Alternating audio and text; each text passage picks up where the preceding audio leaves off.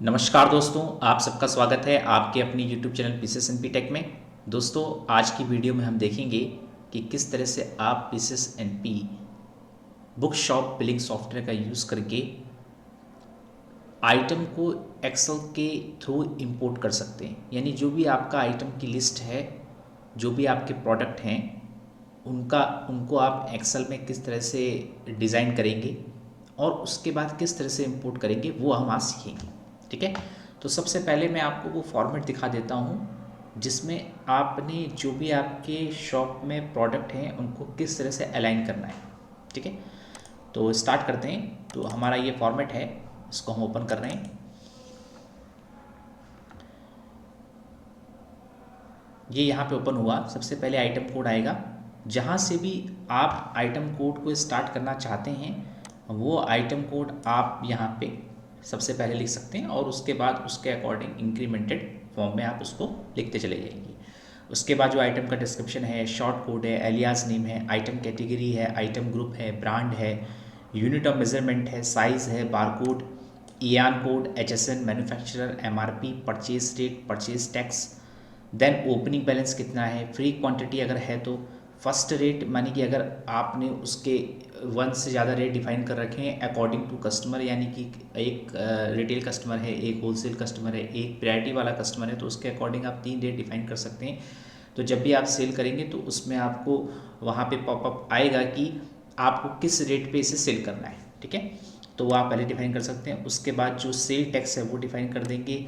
अगर कोई cess percentage है, नहीं सेस लग रहा है, तो आप सेस का परसेंटेज यहाँ पे डाल देंगे। सप्लायर कोड, अगर आपने सप्लायर को मेंशन करना है कि हमने ये प्रोडक्ट किस सप्लायर से परचेज़ किया है, तो सबसे पहले उसको आपको अपने सॉफ्टवेयर में क्रिएट करना पड़ेगा और वहाँ से जो सप्लायर कोड है वो यहाँ पे पिक करके आपने लिखने हैं। उसके बाद आया पॉइंट ऑफ सेल कोड।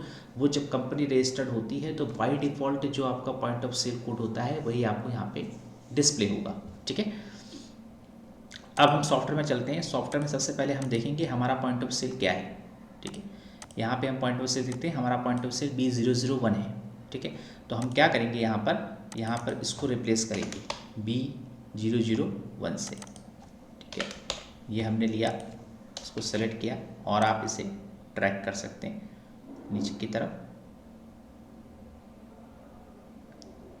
और यहाँ इस तरह से देखिए, ये आपका B001 सबके लिए सेट हो गया। ठीक है, इस तरह से आपने पॉइंट ऑफ सेल कोड को सेट करना है। अब हम इसको इंपोर्ट करके दिखाते हैं। इंपोर्ट कैसे करेंगे आप सॉफ्टवेयर में, तो उसके लिए आप कहाँ जाएंगे, सबसे पहले जाएंगे एडमिनिस्ट्रेटर में।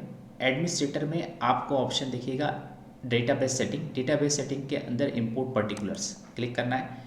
यहाँ पर आप फाइल का पाथ चूज़ करेंगे कि फाइल जो है वो किस पाथ पे है।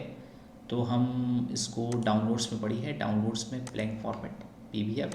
ठीक है, हमने इसको लिया और यहाँ पे इंपोर्ट पे क्लिक करेंगे। इंपोर्ट पे क्लिक करेंगे। अब जितने भी आइटम्स हैं वो इंपोर्ट होंगे। इंपोर्ट होने के बाद जो सबसे लास्ट हमारा आइटम कोड होगा, उस आइटम कोड को आपने हम लास्ट आइटम कोड के जो आइटम कोड है उससे एक इंक्रीमेंटेड आइटम कोड को आपने सॉफ्टवेयर में सेट करना है। उसके लिए क्या करेंगे, एडमिनिस्ट्रेटर में जाएंगे, एप्लीकेशन सेटिंग में जाएंगे और यहाँ पर ऑप्शन है रेफरेंस नंबर सेटअप। यहाँ पे आप यहाँ पे आइटम कोड देखेंगे। आइटम कोड का जो लास्ट कोड था वो था 100799। तो हम जो सेट करेंगे 100800। तो हम यहाँ पे इसको लिख देते हैं और सेव पे क्लिक कर देते हैं। ठीक है, तो हमारा ये जो रेफरेंस नंबर है वो चेंज हो चुका है, यानी लास्ट वाला रेफरेंस नंबर है वही आएगा। अब मास्टर में जाएंगे, आइटम कॉन्फ़िगरेशन, क्रिएट आइटम। यहाँ पर आपको देखिए जो भी आइटम्स हमने एक्सेल सीट से इंपोर्ट किए हैं वो सब आपको यहाँ पे शो हो रहे हैं। ठीक है, अब जैसे मैं किसी एक पे क्लिक करता हूँ, देखिए आपको पूरी डिटेल यहाँ पे दिख रही है। अब हम इसको सेल करके आपको दिखाते हैं। सेल में जाएंगे, सेल ऑफ गुड्स में जाएंगे। यहाँ पर सबसे पहले आप कस्टमर का मोबाइल नंबर अगर लेना चाहते हैं तो कस्टमर का मोबाइल नंबर यहाँ पे टाइप करना है। तो कस्टमर मोबाइल नंबर टाइप करते ही अगर वो ऑलरेडी सेव्ड हैं तो उनकी इन्फॉर्मेशन आपको पिक होके आ जाएगी। आपने यहाँ पर फिर जो भी बारकोड से स्कैन कर सकते हैं या सर्च करके कर सकते हैं, जैसा भी चाहें वैसा आप कर सकते हैं। जैसे हमने यहाँ सर्च किया, एंटर किया, कितनी क्वांटिटी परचेज कर रहे हैं। अब यहाँ पे आपको स्टॉक में भी दिख रहा होगा, स्टॉक में 2 क्वांटिटीज़ हैं। ठीक है, तो उसके अकॉर्डिंग आप उसे सेल कर सकते हैं। ऐड करेंगे, कोई दूसरा आइटम लेंगे, ऐड करेंगे, एंटर करेंगे। यहाँ पे आप सेटलमेंट मोड सेलेक्ट कर सकते हैं कि हमारा सेटलमेंट मोड किस तरह से कस्टमर आपको पेमेंट कर रहे हैं, यूपीआई के थ्रू या पेटीएम के थ्रू या जीपे के थ्रू, जैसे भी कर रहे हैं वो आप यहाँ पे सिलेक्ट कर सकते हैं। कोई एक्स्ट्रा चार्ज कस्टमर से आप ले रहे हैं तो वो भी आप यहाँ पे एंटर कर सकते हैं। ये उस केस में करना है जब आप बुक सेट सेल कर रहे हैं और आप उसको डिलीवर कर रहे हैं तो आप उससे एक्स्ट्रा चार्ज ले सकते हैं, वो आप उस समय कर सकते हैं। उसके अलावा इसकी कोई नीड नहीं है।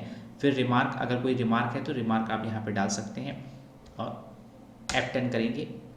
ठीक है, यहाँ पे पूछेगा do you want to print, आप इसे अभी कैंसिल कर सकते हैं या प्रिंट कमांड देंगे तो प्रिंट भी हो जाएगा। अगर कैंसिल करेंगे तो सिर्फ जो बिल आपका है वो सेव हो जाएगा, और अगर आप ओके करेंगे तो प्रिंट भी होगा और सेव भी होगा, दोनों काम एक साथ हो जाएंगे। अब हम इसका फॉर्म बिल रीप्रिंट करके इसका प्रीव्यू आपको शो करेंगे। कुछ इस तरह से आपको बिल का प्रीव्यू दी जाएगा, जहाँ पर आपको कस्टमर का number, customer name, invoice, school का नेम, क्लास सब दी जाएगा। अगर आप स्कूल वाइज कस्टमर को मेंटेन कर रहे हैं, क्लास वाइज कस्टमर को मेंटेन कर रहे हैं, तो वो ऑप्शन भी आपको यहाँ पे, मतलब जो भी उसकी इंफॉर्मेशन है वो बिल पे आपको शो हो जाएंगी। ठीक है, मतलब ये सब फीचर्स हमने इसमें दे रखे हैं।